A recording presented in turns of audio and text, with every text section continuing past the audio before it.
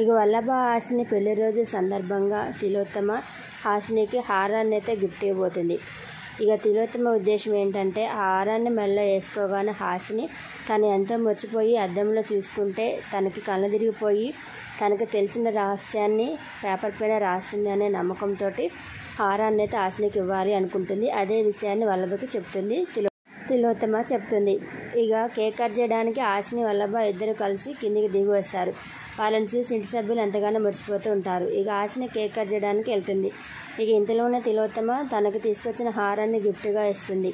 హాసిని అది చూసి అంతే మురిసిపోతుంది. పక్కన పెట్టగానే ఈలోపే సుమన అంటుంది, అది నువ్వు ఓపెన్ చేయొచ్చు కదా అక్క, ఫస్ట్ ఓపెన్ చేయ అని చెప్పేసి అంటుంది. కానీ హాసిని మాత్రం కేక్ కట్ చేసినాక ఓపెన్ చేద్దాము అనుకుంటున్నాను అని చెప్పేసి అంటుంది. ఇక ఇంతలోనే వల్లభ అంటాడు, నువ్వు పెట్టే కేక్ కోసం ఆశపడి చూస్తారు అన్నడు కేక్ తిన్నట్టుగా, ముందు నువ్వు అది ఓపెన్ చేయ హారాన్ని అని చెప్పేసి కసురుకుంటాడు వల్లభ.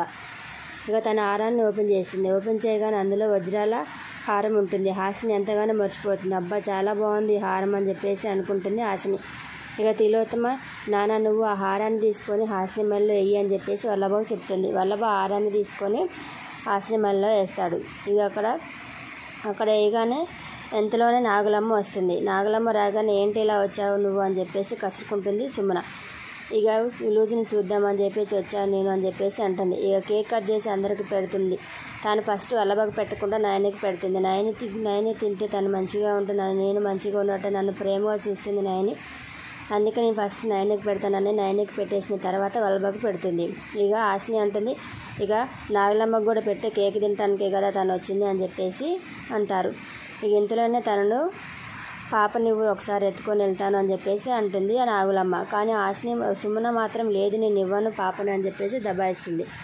ఇక అందరూ అలా అంటుండగానే తాను ఈసారి మాత్రం అంటాడు, ఎందుకు తనని అలా దబాయిస్తున్నారు నాగులమ్మని, పాపను ఎత్తుకుంటాను అంటుంది, అంతే కదా ఒకసారి ఎత్తుకొని ఇస్తే అయిపోతుంది కదా అని చెప్పేసి అంటుంది. ఇంతలోనే నయని అంటుంది, సుమన నువ్వు పాపని ఇవ్వు, నాగులమ్మకి ఏదైనా జరిగితే నాది బాధ్యత అని చెప్పేసి అంటుంది. ఇక సుమనకి దురాశ ఎక్కువ కాబట్టి తనకి డబ్బు వస్తే చాలు అనుకుంటుంది కాబట్టి కోటేశ్వరాలు మాట ఇచ్చిన తర్వాత నేను ఇవ్వకుండా ఉంటానా అని చెప్పేసి పాపని ఇస్తుంది. ఇక నాగులమ్మకి ఇవ్వగానే సాక్షులు ఎందుకు వేసారు పాపకి ఇవి అని చెప్పేసి సాక్షులు తీస్తుంది. తీయగానే అందరూ ఆశ్చర్యపోతారు. సాక్షి 2 కాళ్ళు కాలిపోయి ఉంటాయి.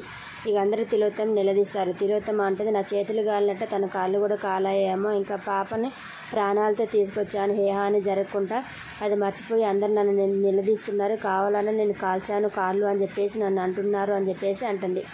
ఇక తాను అంటుంది, సుమన నేను చెప్తున్నాను కదా నేను ఎంత డబ్బైనా సరే నీకు ఇస్తాను, నేను పాపకి నయం చేపిద్దాం సర్జరీ చేపిద్దాం అని చెప్పేసి అంటుంది. ఫస్ట్లో అరిచిన సుమన ఇక తను అంత డబ్బు ఇస్తా అనగానే డబ్బు వస్తుంది కదా అని ఆశతోటి నాగులమ్మ కాడ నుంచి పాపను అయితే తీసుకుంటుంది. ఇక అక్కడి నుంచి తనని వెళ్ళిపో అని చెప్పేసి అంటుంది. ఇక నాగులమ్మ వెళ్ళిపోతే నయనికి విశాలకి పాప బాధ్యత చెప్పి వెళ్ళిపోతుంది. బాబు మీరే చూసుకోవాలి విలేజ్కి ఏమి కాకుండా అని చెప్పేసి వెళ్తుంది. ఇక తను అలా వెళ్ళగానే అందరూ పైకి వెళ్ళిపోతారు. ఇక హాసిని కూడా తను అద్దంలో చూసుకుంటుంది తన రూమ్కి వెళ్ళి. ఇక తను కనదిరిగినట్టు అయిపోతుంటాయి. పేపర్ మీద ఏదో రాస్తుండగానే వల్లభ ఆరాటం ఆపుకోలేక చూస్తూ ఉంటాడు. తను అడుగుతాడు, మమ్మీ మా టింగర్ భార్యకి రహస్యాలు తెలుసన్న విషయం నీకు ఎలా తెలుసు మమ్మీ అని అడుగుతాడు. అప్పుడు తను అంటుంది, అవునరా తనకి గోరా చెప్పాడు నాకు, తనకి టింగర్ దానిలా కనిపించినా సరే ఎవరికి తెలియని విషయాలు తనకు తెలిసి రహస్యాలని దాస్తుంది అని చెప్పేసి నాకు చెప్పాడు, అందుకనే నాగసత్వం నుంచి తెచ్చిన నగనే తనకి ఇచ్చాను అని చెప్పేసి అంటుంది. అంతకుముందే నాగులమ్మ తను నాగసత్వం నుంచి తెచ్చింది ఆ నగని కొనక్క రాలేదు, అందుకని అంత బాగుంది అని చెప్పేసి వాదిస్తుంది. ఇక నాగసత్వం నుంచి తెచ్చిన నగకి ఆ రహస్యం అనేది తెలుస్తుంది కాబట్టి తను వేసుకోగానే అద్దంలో చూసుకొని తను మర్చిపోయి కళ్ళు తిరిగినట్టు అయిపోయి మనకు తెలియని రహస్యాలను దానిపైన రాస్తుంది అని చెప్పేసి ఎంతగానో ఎదురు చూస్తూ ఉంటుంది తిలోత్తమ.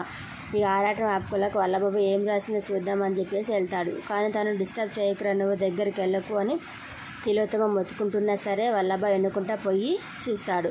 ఇక ఇంతలోనే తాను వల్లభ డిస్టర్బ్ చేసేసరికి ఏవో పిచ్చి గీతలు రాసి నా తలకాయ నొప్పి లేస్తుందని చెప్పేసి కూర్చుంటుంది. ఇక నాకు ఈ నగ వేసుకోవటం వల్ల ఏమో దిష్టి తగిలింది, తలకాయ నొప్పి లేస్తుంది, ముందు నగ తీసేయాలని చెప్పేసి తీసేస్తుంది హాసిని. ఏడ్చుకుంటూ నాకు ఈ నగ వల్ల దిష్టి తగిలింది అత్తమ్మ అని చెప్పేసి అంటుంది. ఏం రాసిందని చూస్తే తను ఏదో రాయిపోయి పిచ్చి గీతలు గీసేసింది. అప్పుడు వల్లభని తిడుతుంది, నువ్వు చేయబట్టారా ఇదంతా, తను ఏదో రాస్తుంది రాయిపోయేసరికి నువ్వు డిస్టర్బ్ చేశావు, పిచ్చి గీతలు గీసింది, అంతా మనం వేసుకున్న ప్లాన్ అంతా ఫ్లాప్ అయిపోయింది అని చెప్పేసి అంటుంది తిలోత్తమ. వల్లభ మాత్రం నెక్స్ట్ టైం చూద్దాంలే మమ్మీ, రేపు రాబడదో నిజాన్ని అని చెప్పేసి అంటాడు. ఇక సుమన మేకప్ వేసుకుంటూ రూమ్లో ఉంటుంది. విక్రాంత్ దగ్గరికి వస్తాడు. విక్రాంత్ దగ్గరికి వచ్చి, నువ్వు నా బిడ్డ అని ఎంతో ఆరాటపడుతూ ఉంటావు, నీకెంత ప్రేమ ఉంది అనుకున్నాను, కానీ నువ్వు మా అమ్మ వేసే బిస్కెట్లకు ఆశపడి మా అమ్మ డబ్బు ఇస్తానగానే డోర్ మూసుకొని ఉన్నావు, పిల్ల కాళ్ళు కాలిపోయినా నువ్వు పట్టించుకోలేదు, నువ్వేం తల్లివి అని చెప్పేసి నిలదీస్తాడు సుమనాని. అదేంటి నువ్వంట తీసుకోవు డబ్బు ఇస్తా అంటే మీ అమ్మని నన్ను తీసుకోవద్దంటావా, రేపు ఏదైనా సరే మీ అమ్మ కాడ నుంచి ముక్కుపిండి మరి డబ్బులు నేను వసూలు చేస్తాను, బిస్కెట్లు వేసినా పర్వాలేదు నాకు, అవి బంగారు బిస్కెట్లు అయ్యింటో చాలు అని అంటుంది సుమన. ఇక నెక్స్ట్ ఎపిసోడ్లో ఏం జరగబోతుంది అనేది మనం ఈరోజు ఎపిసోడ్లో చూసుకుందాం.